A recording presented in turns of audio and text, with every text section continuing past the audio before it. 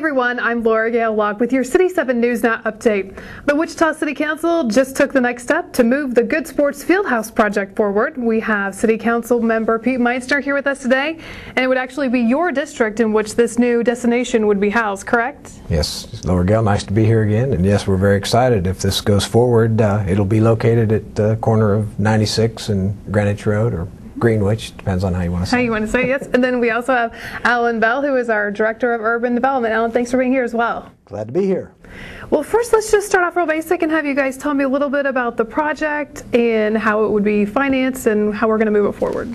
The project is to create a star pond district in the area of K96 and Greenwich Road for the purpose of financing a mixed-use development that would be anchored by a youth sports complex that would be the home for weekend and evening sports tournaments that would draw kids from all over this part of the country, really. Capitalize on what's estimated a $7 billion youth sports industry today.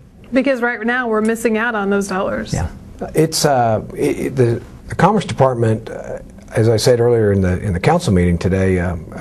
Wichita and Sedgwick County, we participate very well in contributing to the state as far as revenue, sales tax, property tax, manufacturing, and it's interesting that we receive, according to the Commerce Department, 16%, just over 16% of the tourism revenues that come into the state.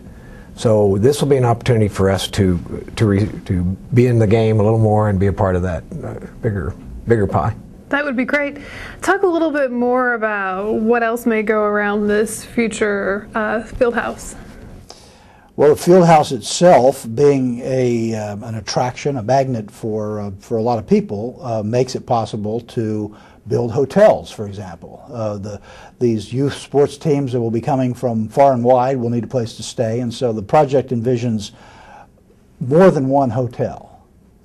I've seen plans that include 3 hotels in the area, but we'll see how that goes. In addition to that, they are actively seeking major national destination retail stores. I can't talk about what the stores that they're recruiting, but they're the kind of stores that everybody wants to see come to Wichita. Something new to Wichita. Yes, yes. Would need to be something new to Wichita. We've been throwing around the term Star Bond District, and I know that term might make some people's eyes glaze over. Could you just kind of put that in real simple terms about what that is? Go ahead. All right. I think the best way to understand it is STAR stands for Sales Tax and Revenue. And what we've determined, it's really the sales tax that's created from the revenue. But it takes this. We established a boundary today in our city council meeting that takes in a boundary, and the existing sales tax that's in that boundary over the last year, 12 months, becomes the base, and the state of Kansas will still receive that sales tax going forward. The revenues that are created with the additional growth from any of these new businesses and ventures within that boundary, that's the revenue that can be applied, parts of it, back into the same boundaries of that district. And they have discipline around them. They have to qualify for competitive reasons. They have to have an attraction for tourism. And we are the applicant to the state, and the Department of Commerce, the Secretary of Commerce, is the ultimate authorization to say, yes, you can. That project qualifies under our state law. Right. The sales tax revenue that's captured in this way is then used to pay off bonds issued by the city that finance some of the improvements, the infrastructure improvements, including the completion of the K96 interchange, and the field house itself can be financed with star bonds. And so what are the boundaries?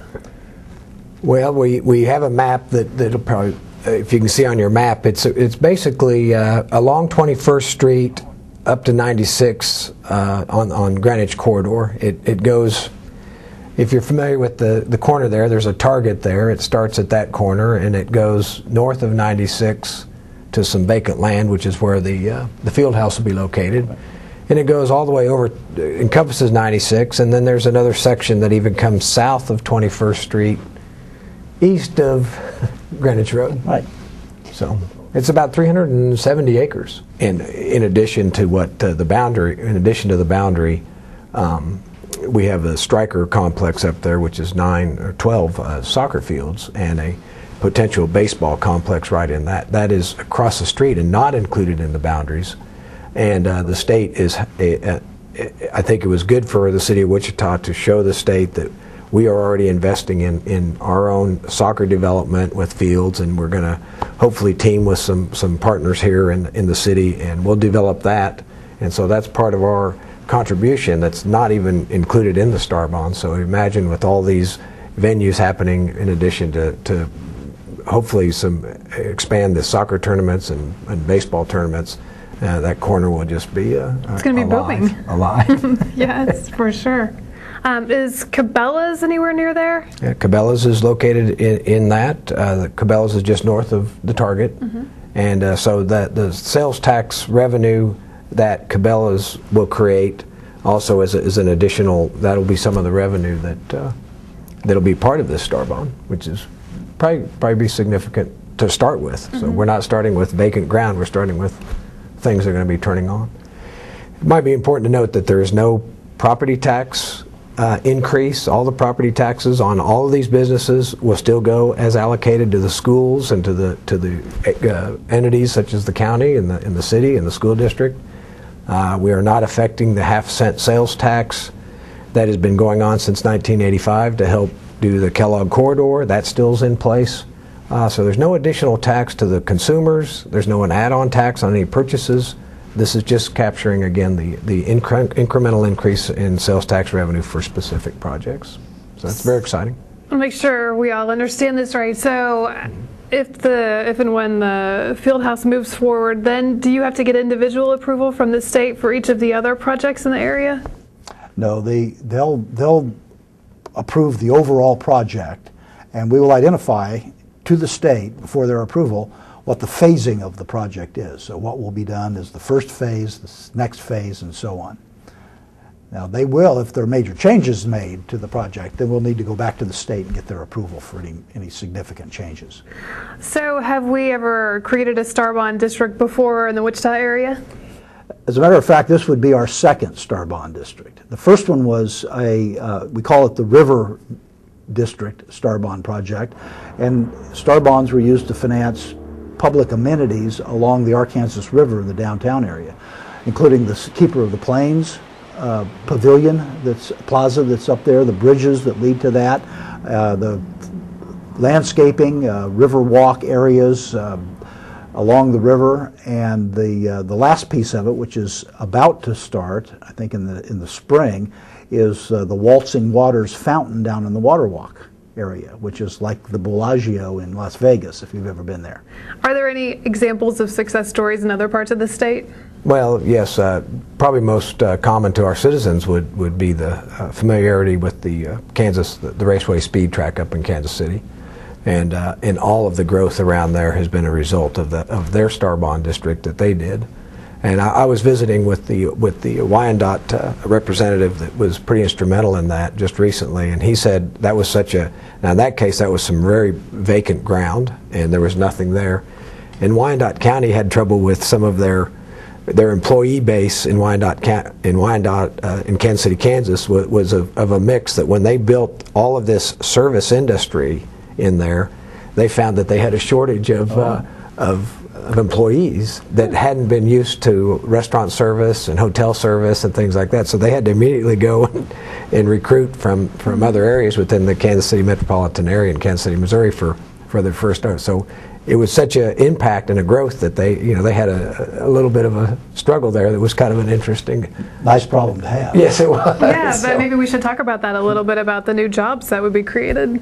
Well, it'll definitely have an impact on jobs. It's in that regard, it's probably a good time to note that this is the first step in the process, and that we will be back to the City Council with a much more detailed project plan in the coming months, and a lot of that information will be provided then. But I could say that, based on what the developers are projecting at this point, there'll be employment that comes from two sources. One is the construction employment, which they estimate would be about 2,100 jobs during the construction, for all the construction phases. And then the ongoing operating employment would be about that same number, 2,100 jobs. I think those are rough estimates at this time, and that'll be refined as we go forward. Sounds good. Maybe you guys could tell us a little bit more about the actual field house itself, how big it is, what it would be worth, and what it would include. The field house itself will be 55,000 square feet. It will house several sports facilities, courts for basketball, for volleyball. There'll be spaces for wrestling, for fencing, cheerleading has been mentioned, weightlifting, a lot of sports that are team sports for which there are competitions going, around the whole country, and that we don't have space for in Wichita now. The size and the capital investment by state law under the STAR district says that we needs to be at least a $50 million investment in costs, and we will easily approach that right off the bat and probably surpass the $50 million in future developments, including the infrastructure to incorporate within these buildings. Councilmember Meitzner, if you could maybe talk a little bit about how you think this might impact other local businesses in the area. Well, if any of the local business areas have children that have been active in any kind of activity, such as cheerleading, dance, volleyball, soccer, whatever, families are making it their vacations to travel to the Tulsas or Omahas or Kansas Cities and even smaller cities, the Topekas of the world, just to say that's our weekend activity. How many of you all said, well, this is what we do for the summer and that's our vacation? And we want Wichita and this complex to be a great selection and addition to all of the regional youth sports that's happening on a year-round basis, and we will capture that. So when you go and stay up in Topeka or Kansas City or Tulsa, wherever, you stay and you go and you shop and you eat and you hang around and do whatever else of your interest is. So the local business should benefit immensely from that. Because as you were saying, it's a $7 billion industry, correct? Correct. Correct. And we hope to, and not only can we be a part of that, but we think we can help grow that $7 billion. So growing the economy is better than just economic development. We're going to grow the economy. Absolutely. Alan, could you explain to us the timeline and what happens next? Okay. As I mentioned, this is the first of a two-step process. The City Council has taken the initial important step of establishing the district. Now we have to get an approval from the state that verifies that this project is eligible for STAR bond financing. Eligibility, not final approval.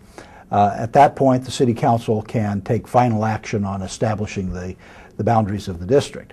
From that point forward, the city staff, myself, and others will work closely with the developer and with state officials to fashion the detailed STAR bond project plan. This will set forth all of the costs of the project, the scope of the project, the time frame for the phasing that I mentioned before, and we'll set forth also the market analysis to show that this project is not going to steal business away from existing businesses in Wichita, and that it is financially feasible, that the amount of money that we can raise with STAR bonds will cover the costs of the projects that we intend to finance with STAR bonds. All of that then will go back to the City Council for another public hearing, and the City Council will be asked to consider approval of that project plan, which it will need to do by a 2/3 majority vote this time. And then finally it goes to the Secretary of Commerce in the state of Kansas for his final approval. And when he gives that final approval, he'll also tell us, based on their analysis, what is the maximum amount of STAR bonds that the city can issue in support of this project. And then we'll be off to the races. So if you had to look in your crystal ball, I mean, how long would you expect that process to take? Well, I know that the developers are chomping at the bit. So they are. So I expect so probably, yeah. And so I expect probably in the next 3 to 6 months we'll be back. And we could break ground as early as? Probably before the end of this year. I know that's their intent. That would be exciting. I would add that I'm really appreciative of our staff and our business development people, and very appreciative of the investors, the developers that have, of all the places that they could choose to go to. They are looking at other states or looking at star bond activity, and they actually are consultants in some states to grow star bonds around the country because it is specific revenues to a specific project, and we are fortunate, and I feel thankful to them that they've considered Wichita in this area, and they've got a vision that thinks that this can be very successful. And so I want to thank them, and I want to thank Alan and his staff for all the hard work that they've been doing the last number of months. I'm sure it has been hard work. It's been fun too. But I'm guessing you have to be pretty optimistic about it moving forward, especially in light of the unanimous vote from the Yes, council. it was very encouraging. It was, well, and I think it shows that to all the council members that this really is as simple of a, quote, incentive. I hate to even use it as an incentive because it's just an application of taxes directly to an area that instead of going into the big pool up in Topeka, which is fine, as part of the whole state tax rolls, it has a portion of that specific for a project that's attracting a lot of tourism and grow that 16% that we only get today. It's nice to get our share. Absolutely. Is there anything else either of you gentlemen would like to add? So, thank you very much, Laura Gail, for having us. Thank you for filling us in. It's been fun to hear about it. Okay. Great. And thank you for watching the City 7 NewsNow update.